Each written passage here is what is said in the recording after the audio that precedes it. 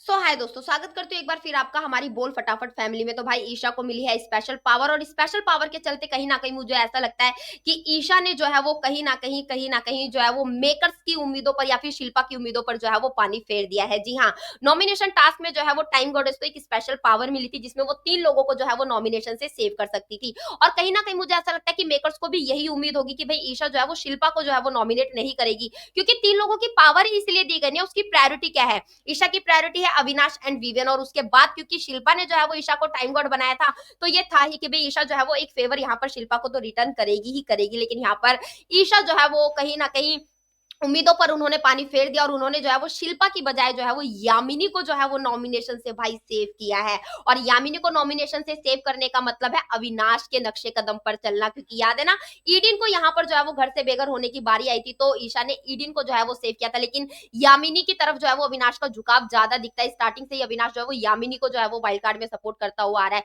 तो ईशा ने यामिनी को जो है वो नॉमिनेशन से सेव किया ताकि वो जो है वो उनके ग्रुप का एक हिस्सा जो है वो एक स्ट्रॉन्ग हिस्सा यहाँ पर जो है वो बन सके। तो कहीं न कहीं ये कहूँगी कि शिल्पा के लिए एक चीज़ है ना कि जब आप अपनों को धोखा देते हो और सामने वाले से फिर आपको जो है वो वही चीज़ें कहीं न कहीं बैक में जो है वो देखने आ रही हैं आपके सामने शिल्पा के लिए। और उस चीज़ के लिए करणवीर मेहरा जो है वो ईशा को सपोर्ट करते हुए भी नज़र आ रहे हैं, और यहाँ पर शिल्पा को बोल रहे हैं कि भाई जागो, अपनी आँखें खोलो, कि देखो दोस्तों के लिए कैसे खड़े रहते हैं, सीखो ईशा से कुछ। ये नहीं कि 1 सेकंड के जो है वो टास्क के लिए जो है वो आप वहाँ पर जो है वो फेयर हो जाते हो। दोस्तों के लिए जो है कभी-कभी अनफेयर भी जो है वो यहाँ पर होना पड़ता है। और शिल्पा वहां पर जो है वो मुंह उतार कर बैठी हुई है, क्योंकि शिल्पा का तो गेम स्टार्टिंग से यही रहा है।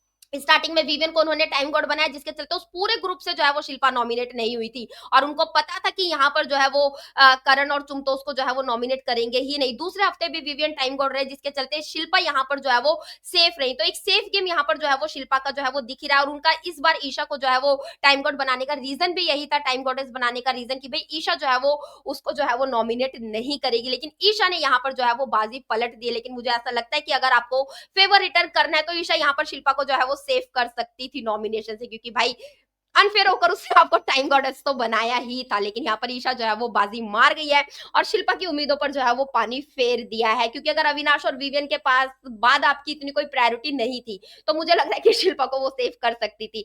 लेकिन कहीं ना कहीं ये शिल्पा के लिए कर्मा ही आया उसके सामने। तो क्या कुछ कहना चाहेंगे आप ईशा की स्पेशल पावर के बारे में? प्लीज हमें हमारे कमेंट बॉक्स में कमेंट करके जरूर बताएं, और सारे लेटेस्ट अपडेट के लिए हमारे चैनल बोल फटाफट को सब्सक्राइब करें, वीडियो को लाइक करें और ज्यादा से ज्यादा शेयर करें।